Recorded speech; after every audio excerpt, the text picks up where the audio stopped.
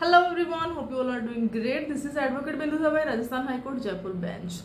आज हम बात करते हैं एक लीगल वैकेंसी है जो हमारे सामने आई है। डिपार्टमेंट बहुत अच्छा है। तो ये पे किस पे आई है, तो ये है engagement of military law research associate in litigations wings of Indian army. Yes, बहुत ही अच्छा डिपार्टमेंट है और एक अच्छी आपको यहाँ पे पोस्ट मिलने वाली है, अच्छी सैलरी यहाँ पे मिलने वाली है।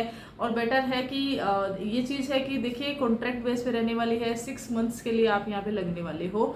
अच्छी सैलरी है, लेकिन यहाँ पे एक चीज़ और मेंशन करी गई भी, 6 मंथ तो है लेकिन यहाँ पे आपके 6 मंथ जो है टाइम टू टाइम एक्सटेंड भी कर दिए जाएंगे एज पर योर परफॉर्मेंस। ठीक है, आपने यहाँ पे कितनी अच्छी परफॉर्मेंस दी है उसके आधार पे। और बाकी देखिए, मैंने पहले भी कहा है कि कोई भी कॉन्ट्रैक्ट की यहाँ पे जो बोलते हैं ना कि भारत सरकार की नौकरी हो या राज्य सरकार की नौकरी हो, यहाँ पर अगर आपने किसी भी कॉन्ट्रैक्ट में भी किया है ना तो ये आपके लिए बेनिफिशियल है। अगर आपके पास समय है, अगर आप ये कर सकते हैं तो आपका सीवी कितना अच्छा होता है। अगर कभी आप अच्छे डिपार्टमेंट में जाते हैं जहाँ पे आपको अच्छी सैलरी मिल रही है, अच्छा पैकेज मिल रहा है, अदर अलाउंसेस के साथ मिल रहा है, लेकिन वहाँ पर आपको क्या रहता है ना कि आपके सीवी में अगर आप ये चीज दिखाते हैं कि भाई आपने यहाँ पे इस डिपार्टमेंट के साथ वर्क किया है। आपने देखा होगा कि कई बार होता है ना कि अलग अलग एलिजिबिलिटी में सारी चीजें मेंशन रहती है, तो वहां पे आपको मौका मिलेगा। तो ऐसा नहीं देखना है कि भाई ये 6 मंथ का है तो मैं इसको नहीं करूंगा। नहीं, अगर आपके पास 6 महीना है, 12 महीना है, अगर आपको लगता है कि यहाँ पर आपको अपनी सेवाएं देनी है, आपको यहाँ का काम सीखना है, तो डेफिनेटली आपको इस तरह की जॉब्स को बिल्कुल भी स्किप नहीं करना चाहिए। और हाँ, साथ में ये भी ध्यान रखना चाहिए कि कोई और भी है आपके नॉन में जिसको कि यहाँ पे ये तैयारी कर रहे हैं, और उनको भी आप ये शेयर कर सकते हैं। क्योंकि कभी भी कोई भी जॉब जो रहती है ना कॉन्ट्रैक्ट बेस की, वह प्रेजेंट के हिसाब से तो रहती ही है, आपको दिखने में वह 6 महीना 1 साल लगती है, बट आपके लिए वह लाइफ टाइम के लिए बहुत अच्छा, आपका बोलते हैं ना कि एक अच्छा सीवी आपका तैयार करके छोड़ती है। आपको आगे बहुत फायदा रहता है। काफ़ी सारी कंपनीज रहती है, डिपार्टमेंट्स रहते हैं जो कि सीधे रिक्रूटमेंट लेते हैं। अगर आपके पास में इस तरह के सर्टिफिकेट रहते हैं तो आप आराम से इसको अटैच कर सकते हैं। तो इसी चीज़ के साथ शुरुआत कर लेते हैं।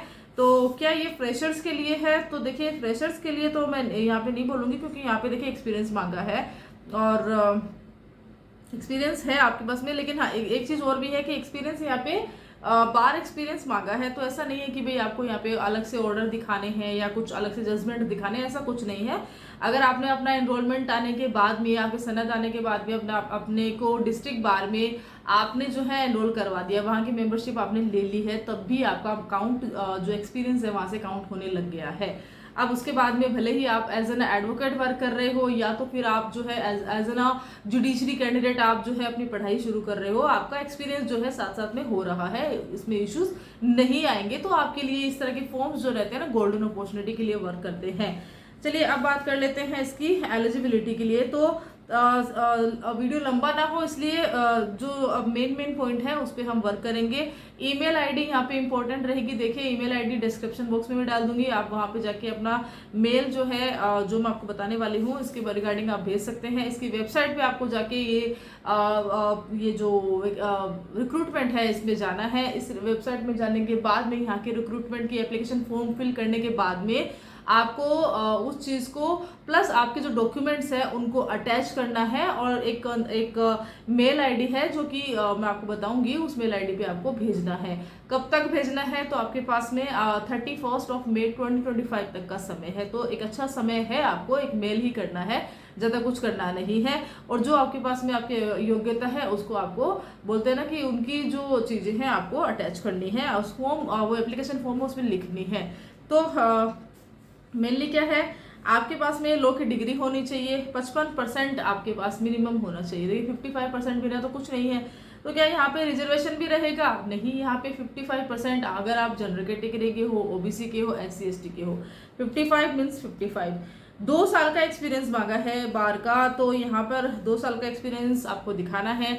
ऑल इंडिया बार एग्जामिनेशन क्लियर किया हुआ होना चाहिए, क्लियरली यहाँ पे मेंशन किया हुआ है। देखिए ऑल इंडिया बार एग्जामिनेशन के रिगार्डिंग पिछले काफ़ी समय से काफ़ी वीडियोस में मैं बोलती आ रही हूँ कि अगर आपने अभी तो खैर BCI खुद इतनी स्ट्रिक्ट हो गई है कि जिन्होंने भी अभी तक AIB नहीं किया है वो सबसे पहले अब यही कोशिश कर रहे हैं कि भाई अपना एडवोकेसी हम कर लेंगे, जुडिशरी की तैयारी हम कर लेंगे, लेकिन सबसे पहले हमें ना ऑल इंडिया बार एग्जामिनेशन को क्लियर करना ही है। क्योंकि देखिए एक तो ये चीज़ है कि ये टाइम बहुत लेता है, पूरा 1 साल बोलते हैं ना कि इसमें निकल जाता है कि आपको नोटिफिकेशन आते हैं, आपको एग्ज़ाम देने होते हैं, और उसके बाद में इसके एग्ज़ाम भी ऐसे हैं कि अगर पिछले 2-3 AIB के देखते हैं ना, तो यहाँ पे कभी ऐसा हुआ ही नहीं कि एग्ज़ाम आने के बाद वो आगे एक्सटेंड ना हुआ हो।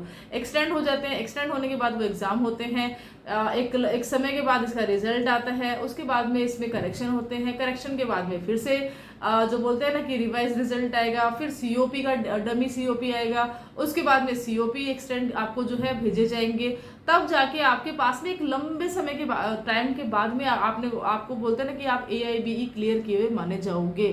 तो ऐसा है। तो AIB तो भाई कंप्लीट कीजिए ही। बाकी AIB के रिगार्डिंग आप मेरे चैनल पर जाके देख सकते हैं, काफ़ी सारे आपके डाउट्स हैं कि भाई क्या होता है, कैसे होता है, कितने अटेम्प्ट किए जाते हैं, 2 साल वाले AIB वाले क्या करें, है ना, बहुत सारे जो भी आपके सवाल आते हैं सभी के रिगार्डिंग आपको जो है ना इस चैनल पर वीडियो मिलने वाले हैं। तो 2 साल का एक्सपीरियंस यहाँ बताया गया है। और उसके अलावा अगर आपने ये भी है कि डिज़ायरेबल में क्या है, तो देखिए डिज़ायरेबल में आपका मास्टर्स हमेशा डिज़ायरेबल में मांगा जाएगा, तो आपके पास समय है तो देखिए आप LLM भी कर लीजिए। और LLM भी आप कोशिश कीजिए कि 2 साल वाली करो। देखिए 1 साल और 2 साल वाली में ऐसा है कि अभी सुप्रीम कोर्ट के सामने अभी पेंडिंग है, क्योंकि अभी जब बोल रहे हैं कि इसको इक्वलेंट करो आप, क्योंकि जब एक बार एक केस हुआ था, मैंने वीडियो अपलोड किया है, उसमें दिखाया था कि भाई एक कैंडिडेट थे, उनकी जॉब लगने वाली थी, लेकिन 1 साल का एक्सपीरियंस उनके पास था, तो दूसरे जो कैंडिडेट थे जो कि सेम नंबर सेम मार्किंग वाले थे, लेकिन उनको वहाँ पे पोस्टिंग मिल चुकी है, इनको नहीं मिली क्योंकि इनके पास में 1 साल वाला एक्सपीरियंस था, LLM किया हुआ था, राइट। तो LLM आप कीजिए, कोशिश कीजिए, 2 साल वाला कर लीजिए, 1 साल वाला कर लीजिए, क्योंकि 1 साल वाले के लिए भी अभी जो सुप्रीम कोर्ट ऑफ इंडिया है उसको इक्वलेंट करने में पूरा जोर दे रही है, एंड डेफिनेटली आपके फेवर में वो जो है ना जजमेंट भी आने वाला है। तो डिजायरेबल में यही है। दूसरा ये देखिए रिसर्चर के रूप में आपको यहाँ पे काम करना है। तो रिसर्चर आदमी को क्या चाहिए भाई, अगर आप लीगल रिसर्च में तो आपको मनु पात्रा देखना आना चाहिए, SSC ऑनलाइन आपको आना चाहिए, राइट। तो इस तरह से कुछ वेबसाइट्स रहते हैं, कुछ एप्लीकेशंस रहते हैं ना, कुछ ऐप्स रहते हैं जो कि as an law intern, junior और एडवोकेट आपको पता होना चाहिए कि भाई यहाँ पर ये रिसर्च होती है, तो ये आपके लिए ईजी रह जाती है और पूरी ऑथेंटिक वे में आपको रिसर्च बताती है, राइट। बाकी टोटल वैकेंसी कितनी है उस पर बात कर लेते हैं। तो 26 वैकेंसी यहाँ पे दिखाई गई है। न्यू दिल्ली में 11 वैकेंसी है यहाँ पे, जो कि सबसे ज़्यादा वैकेंसी न्यू दिल्ली में मिलने वाली है। चंडीगढ़ में यहाँ पे 4 वैकेंसी बताई गई है और लखनऊ में यहाँ पे 4 वैकेंसी बताई गई है। ये तो वो वैकेंसीज है जहाँ पे नंबर्स जो है 11 से लेके 4 तक भी रहा है। अब कुछ सिटीज ऐसे हैं जहाँ पे कि एक वैकेंसी यहाँ पे बताई गई है, जैसे कि जबलपुर, जयपुर, जम्मू है, कोलकाता है और कोची है। यहाँ पे एक सीट जो है आउट ऑफ 26 यहाँ पे बताई गई है। वीडियो में आगे बढ़ते हैं। तो जैसे कि मैंने पहले ही बता दिया था कि भाई ये कॉन्ट्रैक्ट के यहाँ पे 6 महीने का आपका एक कॉन्ट्रैक्ट बेस पे जॉब लगने वाली है। सैलरी कितनी है, तो देखिए 50,000 महीना आपको यहाँ पे मिलेगा। अलाउंसेस मिलेंगे क्या, अदर नहीं, अलाउंसेस आपको नहीं मिलेंगे, आपको 50,000 महीना मिलेगा।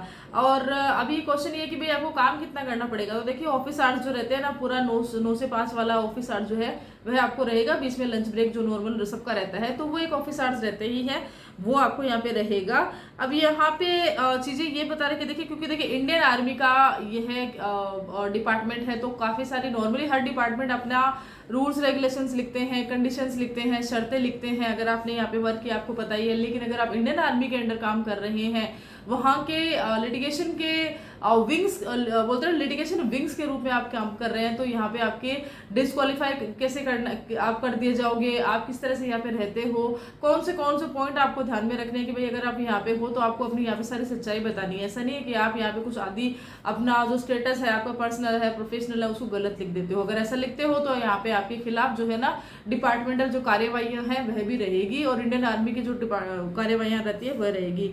तो इस तरह से काफ़ी लंबा एक PDF है, उसको आप अगर आप इंटरेस्टेड हो इस जॉब में तो आप प्लीज़ उसको रीड आउट जरूर करना। बात कर लेते हैं कि इसमें कुछ एग्जामिनेशंस वगैरह होंगे क्या, तो देखिए इसमें कोई एग्जामिनेशंस कुछ भी नहीं है। तो यहाँ पे आपको जॉब कैसे मिलेगी, सिलेक्शन कैसे होगा, चलिए उस पर बात कर लेते हैं। तो सिलेक्शन प्रोसेस रहेगा, तो यहाँ पे आपका स्क्रीनिंग का रहेगा, स्क्रूटनी जो रहते हैं ना कि भाई जैसा मैंने बताया कि अगर आप इसकी वेबसाइट पर जाते हैं तो वेबसाइट पर जाने के बाद में आपको यहाँ पे एप्लीकेशन फॉर्म मिलेगा। उस फॉर्म में आपको पॉइंट्स मिलने वाले हैं कि भाई ये क्या क्या है। आपका 12th का मार्कशीट रहेगा, आपका 10th में कितने नंबर आए हैं, आपके डिजायरेबल आपने क्या क्या काम किया हुआ है, और ये सारा रहेगा। ठीक है, डॉक्यूमेंट आपके सारे चेक किए जाएंगे। ईमेल आईडी एकदम सही डालना जो आपने अभी हाल फिलहाल आप जो यूज़ कर रहे हो। कोई भी नोटिफिकेशन आता है, मैसेज आता है तो उसी मेल आईडी पे आएगा, राइट। तो अपने अपने ही मेल आईडी देना आप, और कोशिश करना कि प्रोफेशनल मेल आईडी आपकी होनी चाहिए। होता है ना किसी की प्रोफेशनल मेल आईडी नहीं होती है। मेल आईडी के रिगार्डिंग मैंने वीडियो डाला है, आप देखना, आपको पता लगेगा कि जब आप लीगल इंटर्न के रूप में भी आप जाते हैं तो आपने देखा होगा कि आपको चीज़ें बहुत सारी आती है। 10 पोस्ट रहती है तो वहाँ पर आपको आपके लिए पोस्ट आपको नहीं मिलती है रीज़न, और बाकी के लोगों को मिल जाती है। जबकि आपको लगता है कि नहीं, यहाँ पे हर चीज़ मेरी ज़्यादा बढ़िया थी लेकिन फिर भी मुझे वो जॉब नहीं मिली। तो उसके पीछे का रीज़न कई सारा रहता है। वो रीज़न के लिए आप जो है ना वो वीडियो देखना, है ना। तो मैं यहाँ पे वो चीज़ नहीं बता रही हूँ क्योंकि वीडियो लंबा हो जाएगा।